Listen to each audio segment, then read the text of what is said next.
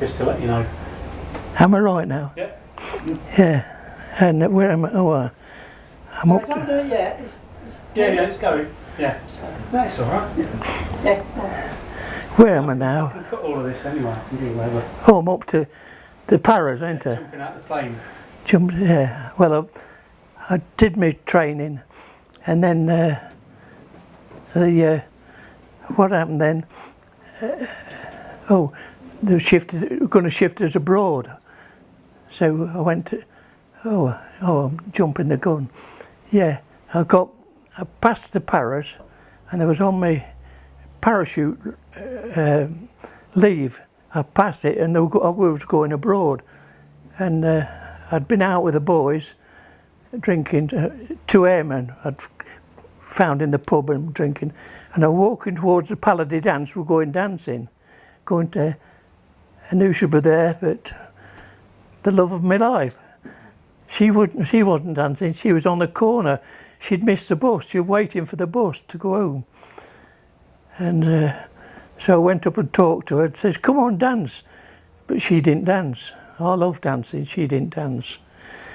She won't come, so I said, well, can I see you tomorrow night then? She says, yeah. So I waited for her. After she'd been work, I said, I'll meet you here then. So I met her there. And all of you happened. All of you. What was she doing? Hey? What work was she doing? What was why? Yeah. She was what's her name? A private secretary. Very clever. Very clever, our boy. Yeah. And what happened then? Yeah. I met her. Yeah. Well, she didn't go dancing. And anyway, I told her I was going abroad. So we went all round that. And I just went abroad then. I went to Africa. And I went out on the Orontes, a ship called the Orontes, and landed in Algiers. Got on the luxury train, 40 to a carriage. And then we went over to Tunisia. And I joined, then they posted me to the Paras, to the 2nd Battalion. And what happened there? Oh yes, I've been there about, 3 weeks or something. And the order come through, moving us to Italy. But me, I got tonsillitis. So they kept me there because then it was contagious. So I went to the hospital place, like the tent, and they went to Italy. Yeah, and I come, what happened then? Well, that's where I met my mate, Jack Searle. He was in the machine guns. He was in the machine guns and I was in the mortars. I met him there, because you knew everybody, but you didn't know the names.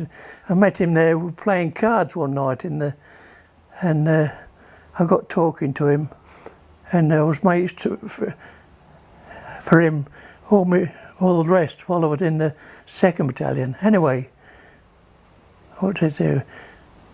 I met Jack then, and then, I didn't go to Italy, or Jack didn't either.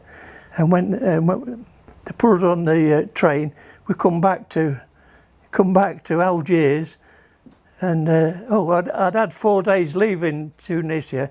They gave us 4 days leave in Tunisia, and then I came back to Algiers on the boat, Samaria.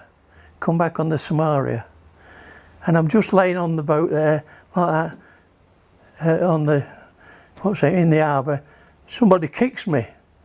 And he says, hey, what the fucking hell are you doing here? And it was Sid Struthers. It was about 2 or 3 streets away from me, Sid Struthers. Yeah, he was in the 3rd Battalion. Yeah. And anyway, what happened then? Come back to England, didn't we?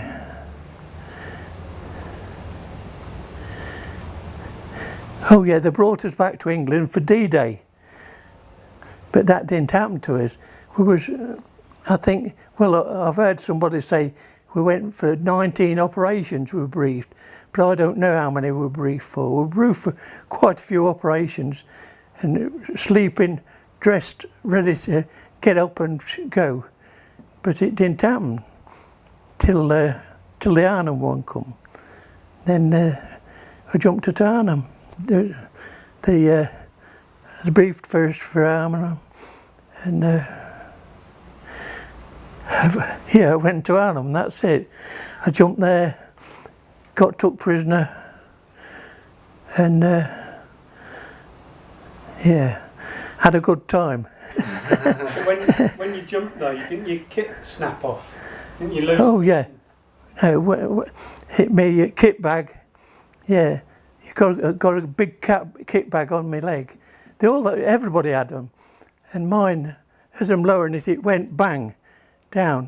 The wind caught it and it pulled off, and that I lost that. And I'm looking round for it, and the sergeant watched them and said, "Leave that, come on, mate." And he were at they had containers drop as well.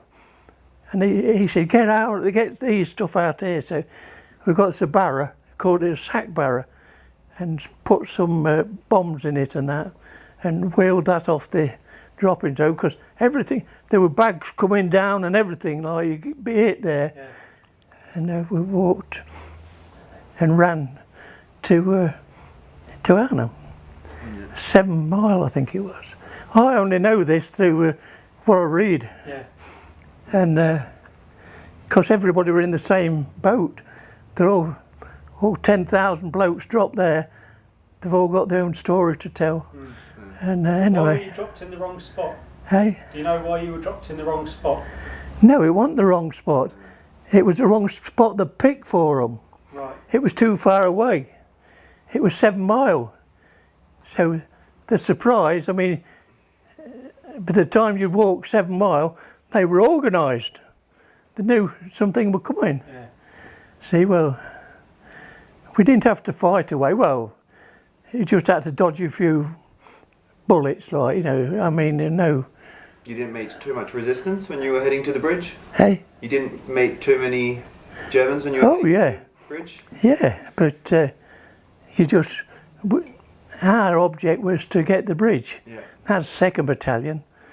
But I say you failed there because, well, you can't stop a tank with a 303 rifle. Mm. We tried, but you can't do it. And our officer got killed there. He got killed. He'd gone scouting because we couldn't fire the mortars because the enemy was too near. And we didn't know the range. We didn't know. Fired about 3 rounds out the mortars, and I didn't because I was in the house at the time. Because you used to have to swap, keep on going in the. Well, you've seen the trench, didn't you?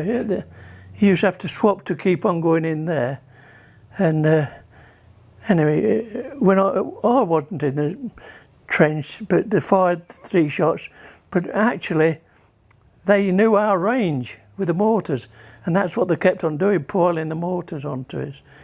And then when they brought the tanks in, well, you got no chance at all. And they started setting the buildings on fire as well, didn't they? Hey? Then they started to set the buildings on fire as well. Oh, when you were holding on. Well, they got, what's the name? Flammenwaffe. And the thing was, well, I've seen this on the telly, that's how I know. I didn't know this, that they took the end of the turret off the gun and turned it round so that could knock the bricks out. And that's when the tank comes straight up, straight out, turns round, points the gun, starts wafting it about to knock the build. That's when we did the 100-mile sprint out the back door. Yeah, and they come so far, the tank come in the house, and we was out on the back. And where the mortar bombs were coming in, we trying to dig down. A few of them got killed there. Yeah, and then what happened then? Oh, that's it, Captain Panther. That was it, Captain Panther. He says, well boys, I think we've got to make our own way out of here. He says, I think it'll be about every man for himself. Now come on, let's go. So we went out through some back gardens, over the walls and all that, till we got to this big office block. And we started going in there. And I can remember what I did. I pulled all these things out of the shelves and got on the shelf and went, boom, dead off. Because we hadn't slept, you see. Yeah, slept there. And then the next thing I know is the door crashed open and the bullets flew up the hall and he shouted, come on out, Tommy. And good job we did, yeah. And we went out and they were all surrounded, the corridor all surrounded. They were captured, yeah. And then